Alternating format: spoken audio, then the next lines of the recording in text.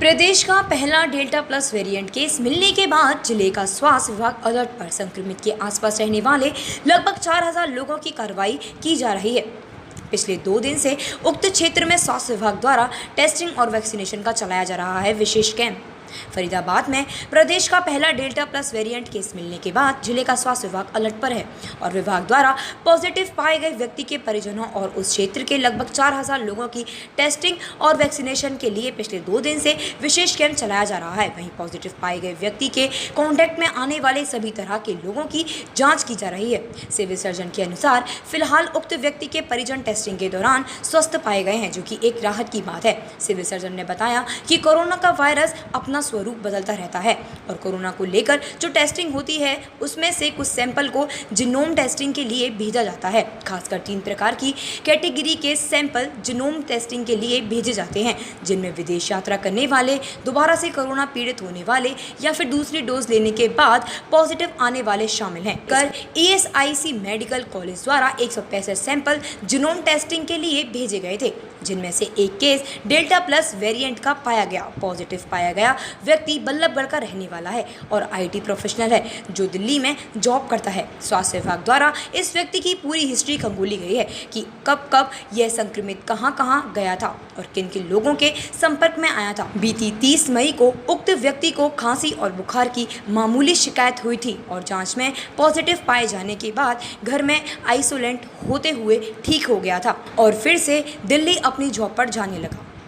Civil surgeon ने बताया कि ESIC के द्वारा उन्हें डेल्टा प्लस वेरिएंट के बारे में सूचना मिली थी, जिसके बाद उस एरिया के घर घर का सर्वे करवा दिया गया और विभाग द्वारा पॉजिटिव पाए गए व्यक्ति के परिजनों और उस क्षेत्र के लगभग 4000 लोगों की टेस्टिंग और वैक्सीनेशन के लिए पिछले 2 दिन से विशेष कैंप चलाया जा रहा है। सिविल सर्जन के अनुसार फिलहाल उक्त व्यक्ति के परिजन टेस्टिंग के दौरान स्वस्थ पाए गए हैं, जो कि एक राहत की बात है। उन्होंने कहा कि कोविड कम जरूर हुआ है, लेकिन अभी देश और दुनिया से समाप्त नहीं हुआ। जी डॉक्टर साहब, एक केस आया है डेल्टा प्लस वेरिएंट का और इसको लेकर काफ़ी पैनिक भी नज़र आ रहा है। किस तरह ये केस ट्रेस हुआ और इसके ऊपर प्रशासन ने क्या कदम उठाए हैं?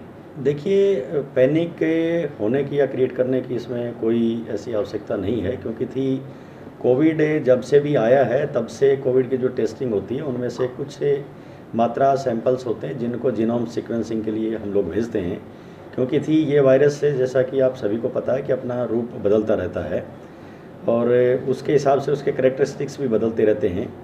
तो 3 प्रकार के जो हमारी कैटेगरीज हैं, फॉरेन ट्रेवलर्स हैं, हमारे जो सेकंड टाइम जिनको कोविड हुआ है या जो व्यक्ति सेकंड डोज लेने के बावजूद भी अगर किसी को कोविड हुआ, तो इन 3 कैटेगरीज के जो सैंपल्स हैं वो हमारा ESI medical college genome sequencing के लिए भेजता रहता है और ये एक रूटीन की प्रोसेस है, पिछले 1-1.5 साल से चल रही है।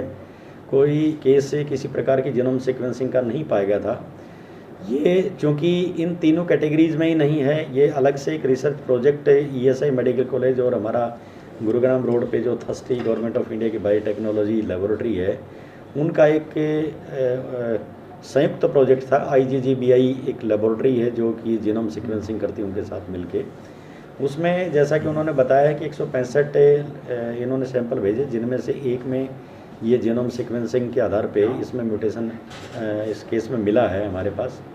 ये केस चूँकि दिल्ली में जॉब करते हैं, रहते हैं, ये व्यक्ति यहाँ बल्लभगढ़ में रहते हैं, परंतु दिल्ली में किसी ऑफिस में काम करते हैं, IT प्रोफेशनल हैं, इसके अतिरिक्त अप डाउन करते हैं। इनकी हिस्ट्री जो हमने इतिहास इनका लिया है उसमें 28 अप्रैल को इन्होंने शादी अटेंड करी है, 29 तारीख को भी ये दिल्ली गए हैं, 30 तारीख को इनको थोड़ी सी बुखार महसूस हुई है, 2 तारीख को इनको खांसी महसूस हुआ है।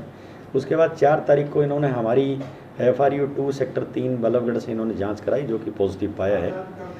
बहुत ही माइल्ड सिम्टम्स से इनको थे, इन्होंने अपने आप को आइसोलेट कर लिया, घर पे रह करके ही ये स्वस्थ होकर के और वापस ड्यूटी पे जाने लगे। इनके जो क्लोज कॉन्टैक्ट्स हैं, घर वाले हैं, उनमें से किसी को सिम्टम्स डेवलप नहीं हुए। हमने उस दौरान हमारी जो टीम है उसने इसको पूरे ऑब्जर्व इनके कॉन्टैक्ट्स को ऑब्जर्वेशन में रखा है। अब चूँकि ये ESI मेडिकल कॉलेज के माध्यम से जब हमें इसकी सूचना मिली है तो उस एरिया को हमने सबको हाउस टू हाउस सर्वे वहाँ करवा दिया गया है और वहाँ जितने भी ILI के केसेस थे, गला खराब खांसी के जितने भी केसेस थे, उन सबके सैंपल हमने कल भी लिए हैं और बचे हुए आज भी लिए हैं। इस व्यक्ति के जितने भी क्लोज कॉन्टैक्ट थे, चाहे वो दुकानदार था, दूध वाला था, चाहे होकर था, चाहे वो सब्जी वाला था, उन सभी के, इनके रिश्तेदारों के सभी के हमने जांच करवा ली है और वो सभी नेगेटिव मिले हैं, स्वस्थ मिले हैं, इसलिए कोई चिंता करने की बात नहीं है।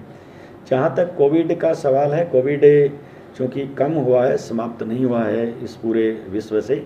जैसा कि मैं पहले भी कई बार आपके चैनल के माध्यम से पब्लिक को आगाह कर चुका हूँ कि वायरस अगर एक भी है पूरे दुनिया में इस धरती पर, तब तक उस वायरस को, उस बीमारी को हम ख़त्म नहीं मान सकते हैं।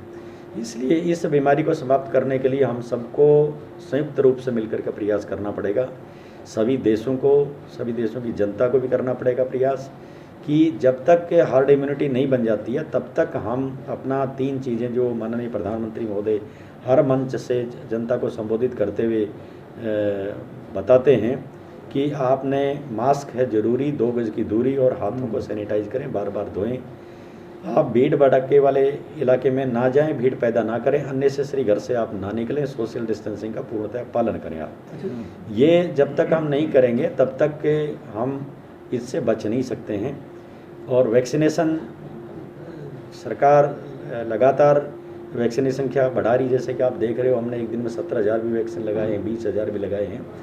इस केस को लेकर के भी हमने विभाग के ये तौर पर उस इलाके के लिए स्पेशल टेस्टिंग और वैक्सीनेशन कैंप पे पिछले 2 दिन से जारी हैं और वहाँ 4,000 के करीबन आबादी है जिसको एलिजिबल, उसमें से जितने भी व्यक्ति हैं उन सबको वैक्सीनेट किया जाए। ठीक है, ये कितना डिफरेंस है इसका कोविड-19 वायरस को लेकर और ये डेल्टा जो संक्रमण है? देखिए, क्योंकि वायरस से आप सभी को पता है कि कोरोना का जो कोविड का वायरस है वो नया वायरस है और ये अपनी प्रवृत्ति बदलता रहता है। और जब प्रवृत्ति बदलता है तो वो इसीलिए बदलता है कि उसके फिर ट्रीटमेंट जो कि में कुछ रिक्वायरमेंट्स, कुछ एडिशंस होती रहती हैं। और इसके ट्रीटमेंट की भी आप देख रहे हैं कि पिछले 1.25 साल 1.5 साल से अलग अलग चीज़ों पर रिसर्च चल रहा है। तो ये इनके बारे में रिसर्च जो करने वाले व्यक्ति हैं वो डिटेल समय समय पे सूचना विभाग को देते रहते हैं, उसी के अनुसार हम हमारी तैयारियों को पूरा कर लेते हैं। GR हॉस्पिटल आगरा मंडल का पहला advance labour room, painless delivery, water birth, 1 BHK sweet, labour room के साथ अटैच्ड NICU केयर, योगा द्वारा डिलीवरी, कॉर्ड ब्लड बैंक की सुविधा के साथ doctor Sonal Agarwal. GR hospital, Aryanagar, Kosi Kalan, Chhata, Mathura.